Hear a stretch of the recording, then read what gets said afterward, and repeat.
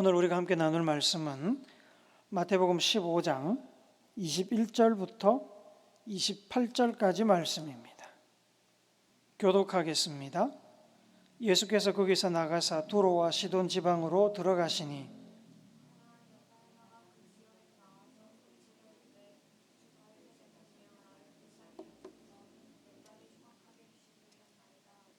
예수는 한 말씀도 대답하지 아니하시니 제자들이 와서 청하여 말하되 그 여자가 우리 뒤에서 소리를 지르오니 그를 보내소서.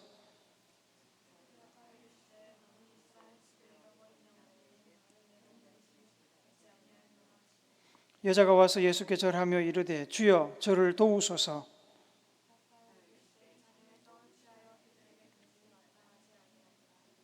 여자가 이르되 주여 올소이다마는 개들도 제 주인의 상에서 떨어지는 부스러기를 먹나이다 하니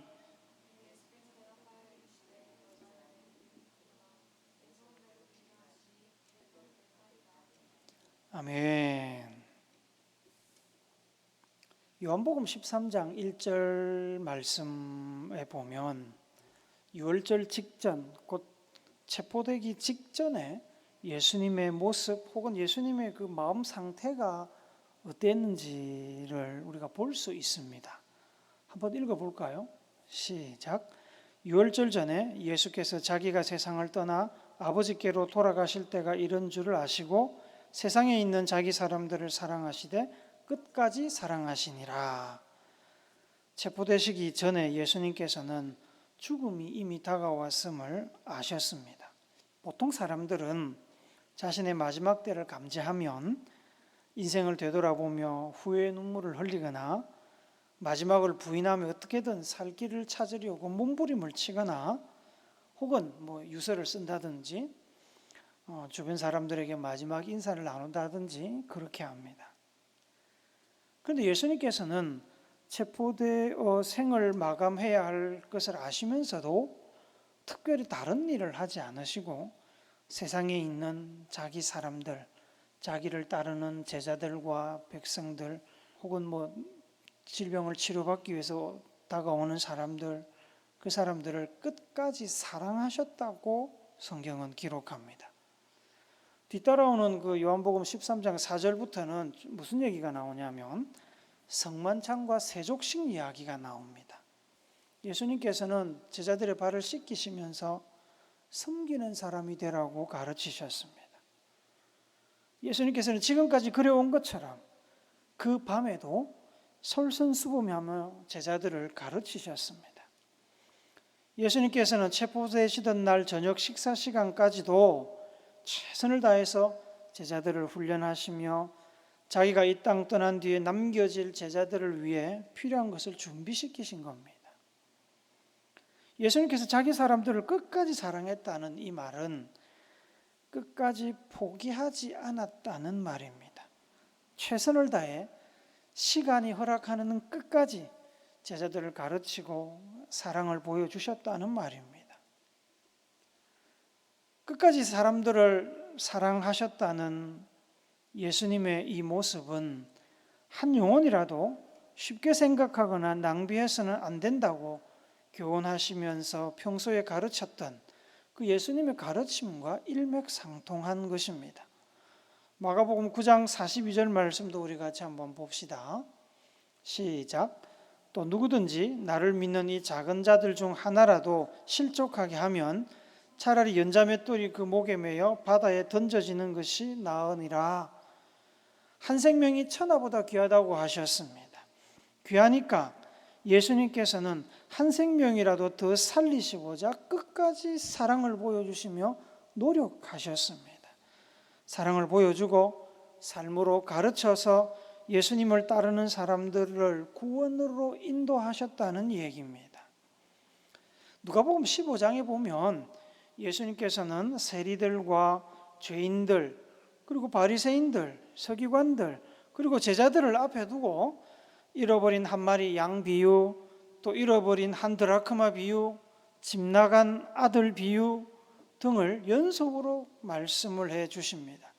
그 결론과 같은 말씀이 누가복음 15장 7절 말씀입니다. 읽어봅시다. 시작. 내가 너희에게 이르노니 이와 같이 죄인 한 사람이 회개하면 하늘에서는 회개할 것 없는 의인 99으로 말미암아 기뻐하는 것보다 더하리라.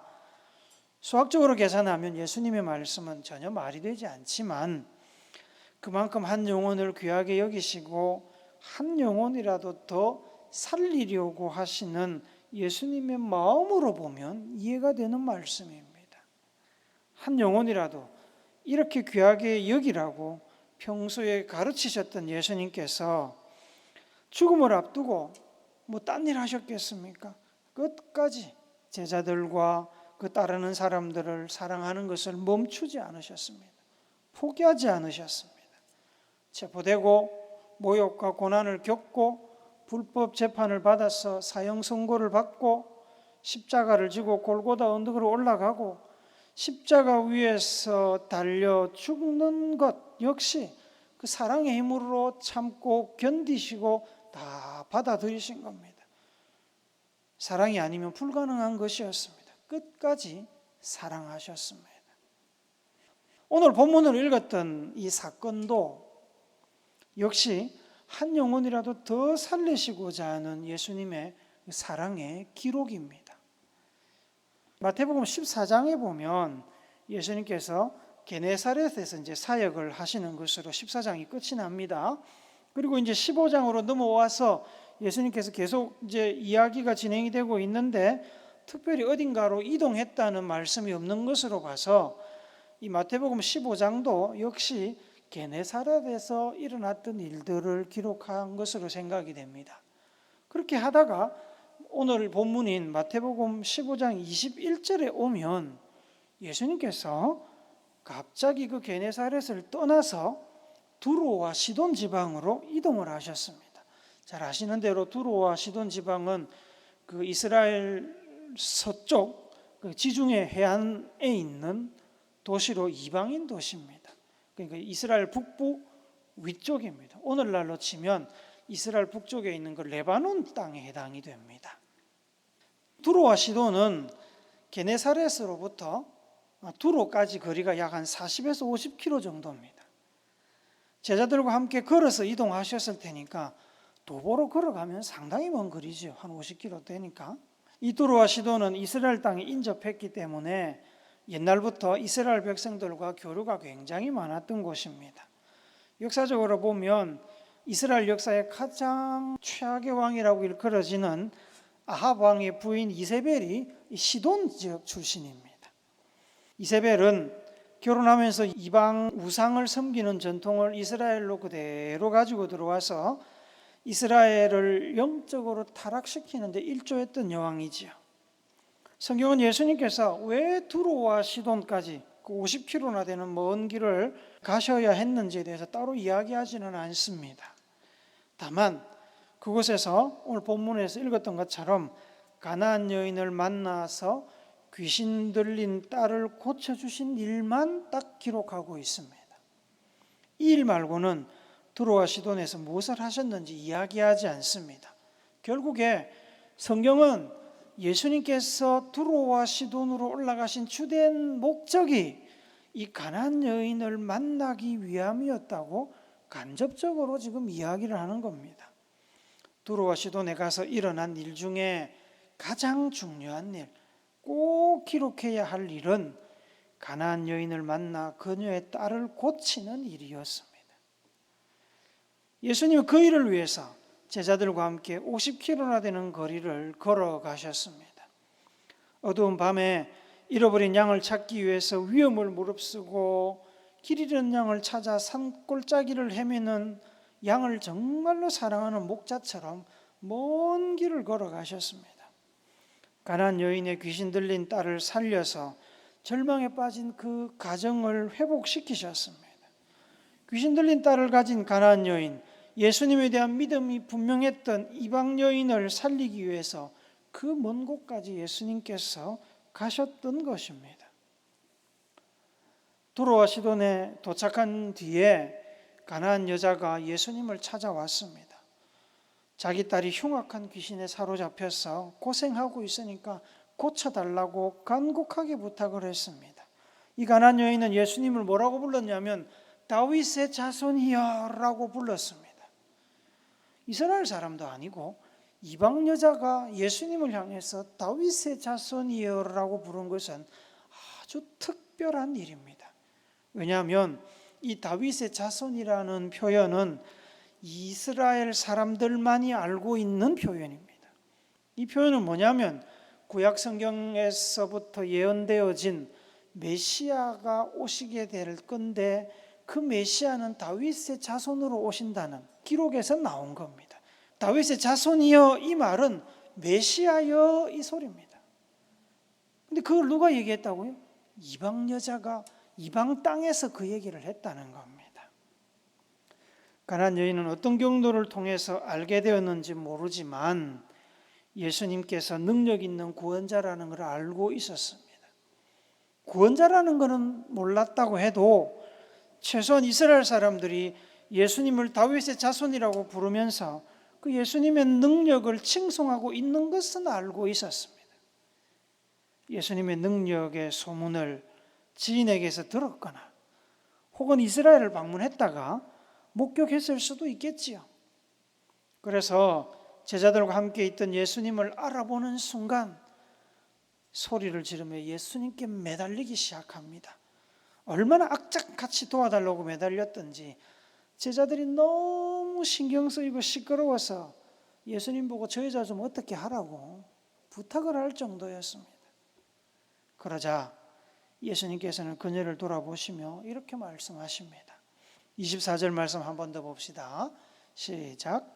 예수께서 대답하여 이르시되 나는 이스라엘 집에 잃어버린 양 외에는 다른 데로 보내심을 받지 아니하였노라 하시니. 이게 무슨 말입니까? 이런 뜻입니다. 당신 가나안 사람이지요. 미안하오. 나는 이스라엘 사람만 상대합니다. 그러니 그만 돌아가세요. 이 소리입니다. 요즘 이런 말을 했다 그러면 아마 인종차별이라고 그죠? 욕을 들었을 겁니다. 미국에 있으면 고소당했을 겁니다. 그러나 여러분, 이 여인은 지금 눈에 보이는 게 없었습니다. 이스라엘 사람들이 메시아라고 부르는 사람을 만날 기회가 그 두로와 시돈에 사는 사람이 이스라엘의 메시아를 만날 기회가 그렇게 쉽게 오지는 않겠지요? 어려운 일입니다. 예수님이 많은 귀신 들린 이들을 고쳤다는 소문을 들었을 겁니다. 귀신 들린 딸을 고칠 수 있는 유일한 기회, 유일한 분을 지금 눈앞에 두고 있었습니다. 딸만 고칠 수 있다면 이방인이라고 차별받는 것 정도는 아무것도 아니라고 생각하고 있었던 것 같습니다. 가나안 여인은 예수님 앞에 절하며 도와달라고 더 간절하게 매달렸습니다. 예수님께서는 그런 여인을 보면서 무슨 생각을 하셨는지 여인의 자존심을 건드립니다. 빗으로 그녀의 가슴을 쿡 찌르는 말씀을 또 하십니다. 26절 말씀도 한번 봅시다. 같이 읽읍시다. 시작. 대답하여 이르시되 자녀의 떡을 취하여 개에게 던짐이 마땅하지 아니하니라. 나의 능력, 나의 혜택은 하나님의 백성들이자 자녀인 이스라엘 사람들을 위한 겁니다. 하나님께서 하나님 자녀들에게 주시는 이 놀라운 은혜의 떡을 어떻게 내가 개보다 못한 이방인 당신에게 준단 말입니까? 예수님 지금 이 얘기를 하시는 겁니다. 성질 있는 사람 같으면 예수님 멱살을 잡고 아마 싸웠을 겁니다. 뭐? 개? 응? 날 지금 개라고 불렀어? 특히 지금 예수님께서 지금 그렇게 이방인들을 멸시하는 듯한 말씀을 하는 장소가 어디입니까? 이스라엘 땅도 아니고 두로와 시돈 지방입니다. 이방인 지역입니다. 이방인 땅에 스스로 가놓고 지금 이방인들을 개처럼 취급하면서 무시하는 듯한 발언을 하고 있는 겁니다. 잘못하면 이방인들에게 맞아 죽을 일입니다. 그런데 이 가나안 여자가 보통이 아닙니다. 딸을 살리려는 이 유일한 기회를 절대로 놓칠 수 없다는 그런 마음으로 딸에 대한 사랑과 절박함이 이 여인을 독하게 만들었습니다.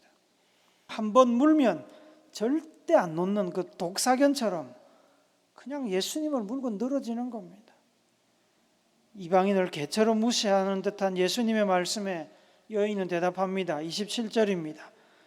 여자가 이르되 주여 올소이다마는 개들도 제 주인의 상에서 떨어지는 부스러기를 먹나이다 하니.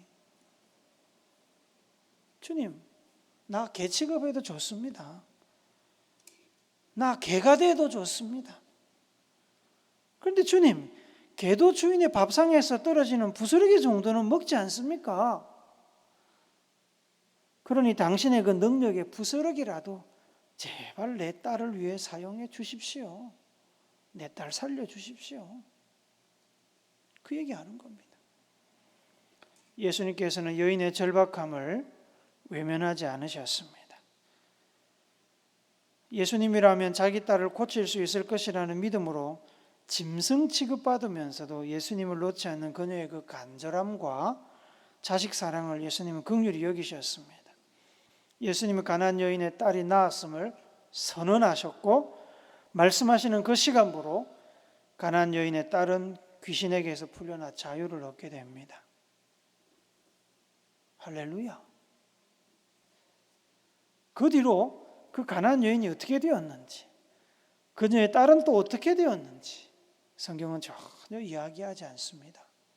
마치 영화 속에서 주인공이 이동하는 동선을 따라서 딱 한 장면에만 나왔다가 사라지는 단역 배우처럼 그녀는 그렇게 예수님의 이야기에서 사라졌습니다. 이 가나안 여인, 엑스트라 같이 딱 한 씬에 나오는 조연배우 같은 이 가나안 여인을 만나기 위해서, 그 가나안 여인의 딸을 치료하기 위해서 예수님께서는 제자들을 데리고 게네사렛에서 50km나 되는 길을 걸어서 두로와 시돈 지역을 방문하신 겁니다. 단역이든 조연이든 주연이든 상관이 없었습니다. 1km든 5km든 50km든 상관이 없었습니다. 예수님께서는 참된 믿음을 가지고 도움을 구하는 이들, 그들의 형편과 처지를 살펴서 구원하시고 그들의 인생의 문제를 해결해 주시고자 어디든 마다하지 않고 가셨습니다. 본인이 갈 수 없으면 제자들을 보내셨습니다. 예수님께서는 이재용 목사 같은 사람을 만나기 위해서 하늘 보좌를 버리고 이 땅에 내려오셔가지고 수많은 선교사들과 성도들을 훈련시켜 부산시 진구 가야동까지 파견하셨습니다. 예수님의 복음을 가지고 왔던 그들을 통해서 이재용 목사가 구원받았습니다. 여러분도 똑같습니다. 그 진주 총구석 강주마을까지 예수의 복음이 전해지기까지 얼마나 많은 사람이 거치고 얼마나 많은 사람이 희생됐겠습니까? 그 강주마을의 교회를 세우기 위해서 얼마나 많은 사람이 눈물을 흘렸겠습니까? 누구를 구하려고요? 남병우 사모를 구하려고. 예수님께서 가나안 여인을 보고 자기는 이스라엘의 잃어버린 양만을 위해서 왔다고 하셨습니다. 그렇게 말해놓고 이 가나안 여인을 도와주셨습니다. 구원하셨습니다. 이게 무슨 소리인지 아시겠습니까? 그 가나안 여인도 결국에 예수님에게는 이스라엘의 잃어버린 양이라는 말입니다. 예수님을 믿고 구원받았다면 여러분도 저도 예수님 눈에는 잃어버린 이스라엘 백성, 목자 되신 예수님의 양이라는 겁니다. 가나안 여인도 여러분도 저도 우리는 모두 신앙적으로 영적으로 이스라엘 하나님의 자녀입니다. 이 사실을 근거로 우리는 두 가지를 반드시 기억해야 됩니다. 첫째로, 살다가 어려운 일 만날 수 있습니다. 누구나 그렇습니다. 하나님의 백성들도 길을 잃고 잃어버린 양이 될 수 있습니다. 그때 우리는 예수님을 찾아야 됩니다. 예수님께 도움을 구해야 됩니다. 예수님께서 마음 찢는 소리로 가나안 여인을 외면하시려는 듯 말씀하신 것은 진심이 아니었습니다. 가나안 여인의 진심을 확인하기 위한 거였습니다. 가나안 여인의 진심을 확인한 예수님께서는 그 여인을 구원하셨습니다. 예수님을 찾지 못하게 만드는 여러 가지 상황들이 생길 수 있습니다. 불신이 우리의 마음속에서 막 일어나기도 하고 눈코 뗄 새 없이 분주한 이 삶이 여러분이 예수님을 만나려고 하는 시도를 가로막을 수도 있습니다. 2000년 전에 죽은 예수가 무슨 도움이 되겠냐고 여러분의 친구 혹은 가족, 동료, 여러분들의 삶의 현장이 여러분을 설득하면서 세상적인 방법을 찾으라고 여러분을 내모을 수도 있습니다. 그래도 여러분은 믿음을 지키며 예수님을 찾아야 됩니다. 전심으로 예수님을 찾아야 됩니다. 예수께 나가서 기도하며 참고 견디면 예수님께서 여러분의 인생의 문제를 해결하십니다. 예수님께서는 그럴 능력을 갖추고 계십니다. 예수님은 다윗의 자손 메시아입니다. 하나님의 아들이십니다. 사랑이 그 혈관에 흐르는 분입니다. 누가복음 11장 9절 말씀 우리 같이 봅시다. 시작. 내가 또 너희에게 이르노니 구하라 그러면 너희에게 주실 것이요 찾으라 그러면 찾아낼 것이요 문을 두드리라 그러면 너희에게 열릴 것이니. 역대하 7장 14절 말씀도 같이 봅시다. 시작. 내 이름으로 일컫는 내 백성이 그들의 악한 길에서 떠나 스스로 낮추고 기도하여 내 얼굴을 찾으면 내가 하늘에서 듣고 그들의 죄를 사하고 그들의 땅을 고칠지라. 하나님은 필요하시면 땅을 고쳐서라도 자기 백성들을 구원하실 하나님이십니다. 도와주시는 하나님이십니다. 그래서 우리가 인생 살다가 어려운 일 당하면 힘든 일을 겪게 되면 갈 바를 모르고 주저앉게 될 때 반드시 우리는 예수님을 찾아야 됩니다. 다른 거 찾으면 안 됩니다. 둘째로 예수님이 어떤 분인지를 반드시 기억하셔야 됩니다. 게네사렛에서 50km나 떨어져 있는 두로와 시돈으로 예수님께서 일부러 찾아가신 것을 기억하십시오. 제자들을 이끌고 그곳에 가신 이유가 단지 가나안 여인 한 사람을 돕기 위함이었음을 잊지 마시기 바랍니다. 살다 보면 부산 가서 살 수도 있고 뭐 어쩌다 보면 미국 가서 살 수도 있죠. 동해에서 살 수도 있습니다. 살다 보면 내가 기대하지 않은 곳에 갈 수 있습니다. 절망의 자리에 갈 수도 있고 실패의 자리에 갈 수도 있습니다. 살다 보면 떠밀리고 떠밀려서 세상의 끝자락까지 갈 수도 있습니다. 그러나 여러분이 어디에 있는 것은 문제가 되지 않습니다. 여러분이 얼마나 큰 곤란에 빠졌는지도 문제가 되지 않습니다. 마음대로 살아도 된다는, 내 마음대로 해도 된다는 그런 비윤리적인 이야기를 하는 게 아닙니다. 인생을 살다 보면 그것이 우리의 잘못이든 다른 사람의 잘못이든 우리가 원하지 않는 상황 속에, 어려운 상황 속에 빠질 수 있습니다. 중요한 것은 우리가 불러 도움을 구하는 분이 누군지를 자세히 알아야 된다는 겁니다. 예수님이 어떤 분인지를 알고 믿으면 됩니다. 예수님에게는 거리가 문제가 되지 않습니다. 예수님에게는 얼마나 심각하냐가 문제가 되지 않습니다. 우리가 바다 끝에 있어도 예수님은 우리를 찾아오십니다.